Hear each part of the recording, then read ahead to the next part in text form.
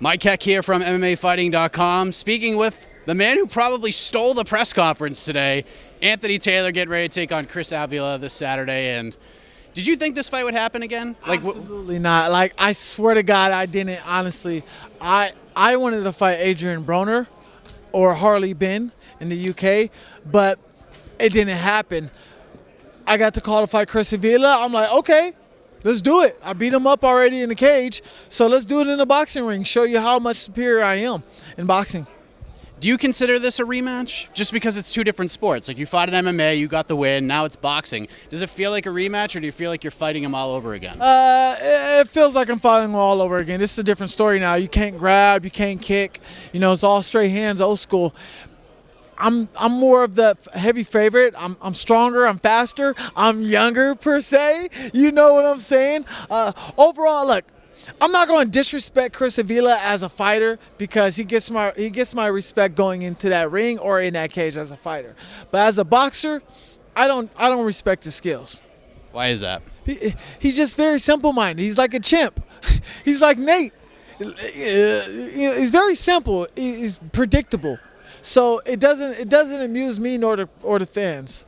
Seems like things are very personal. More on your end than his. Like, he's just very kind of relaxed about it. He feels like, quote unquote, he's going to beat your ass, and that's pretty much all he says. And he had some other things to say when I spoke with him earlier, but it seems like a little more personal on your end. You were telling a little bit of some stories about why it's a little personal, but does this feel personal to you, or is this just you putting on a show? Like, is this a real personal rivalry fight for you? It's both. It's personal to me because the fact that they try to disrespect me by jumping me after the win, after I got the win over him, and this is me putting on a show because I like the light. I like the show. I like to be a showman. And everybody wants to have fun. When you're not having fun, you're dumb. And this is just who I am. This is my personality. Obviously, you covered my career. You see, this is who I am consistently. You know, Nate is going to be there. I got AJ McKee, Antonio, and my other teammates there. I'm ready to go. I'm ready to go. What exactly happened that night? Like, can you get into details? Because long story short, pretty much I beat Chris Avila. I saw showboating in the back room. Nate overheard it. He got mad, threw a water bottle, and said, "We're going to jump you and beat your ass." Excuse my language.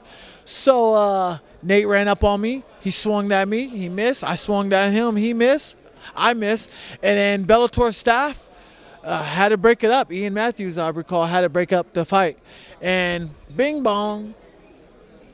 here we are. Here we are in boxing. Showtime, pay-per-view. Well, on the prelims. How do you feel about that, being on the prelims? Because I feel like after that press conference, I think your fight, everyone wants to see your fight more than a lot of the other fights. No disrespect to the boxers up there because they're great boxers, but the story has been told, things got a little dicey, and everyone was talking about the back and forth you guys had. Well, that's fine. You know, prelims, main card, main event, co-main, it doesn't matter. As long as I perform and do what I'm supposed to do, I'll be back on that main card.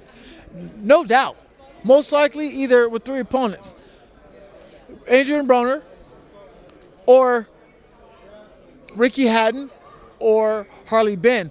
Hey, if Conor McGregor wants to do this, I don't mind coming to the UFC, fighting Conor McGregor as my debut if he's trying to get back on his feet with Jake Paul in my corner. Who gets first dibs on these fights, Jake or you? Oh, we all know Dana's not going to let Conor fight Jake. So if Conor, he's only got 2 fights left, though. Hey man, we'll go to Conor. We'll fight. I told people I'm end up fighting Conor at the end of the year. I'm telling you, mark my words. Me and Conor's gonna fight at the end of the year. And you can't. How you gonna not buy that pay-per-view with Anthony Taylor versus Conor McGregor, Dana White versus Jake Paul and arguments? Come on, bro. That's like pay-per-view numbers. 2 last quick things. 1, how does this all go down on Saturday? 3rd round TKO. Bing bong. And then the last question is, like you said earlier, I've been covering your career for a long time. We've had many of conversation. If I told you 3 years ago that you'd be sitting on a stage like this, wearing a suit like this, getting ready to fight on a Jake Paul card, one of the biggest combat sports events of the year, this 2021 that you've had, would you believe me? Because you've gone, a lot of people don't know this, especially in the boxing community. You've gone through a lot. You've overcame a lot of adversity. And here we are all these years later, this swag, this new Anthony Taylor. It's almost like Anthony Taylor 2.0. Yes. If I told you 3 years ago you'd be on this stage wearing this ensemble, getting ready to fight Chris Avila a second time, what would you have said to me? I believe you. Manifestation is real, baby. It's real. Like, if I tell myself I'm gonna be a star, I'm gonna be a star. If I tell I'm gonna be in AEW or WWE next couple of months, I'm gonna be in. That's coming too. Hey, I can't get into details, but who knows, baby? Hey, yo, you know. Congratulations on all your success, man. Excited to see you on Saturday. Thank you, man. Thanks, man.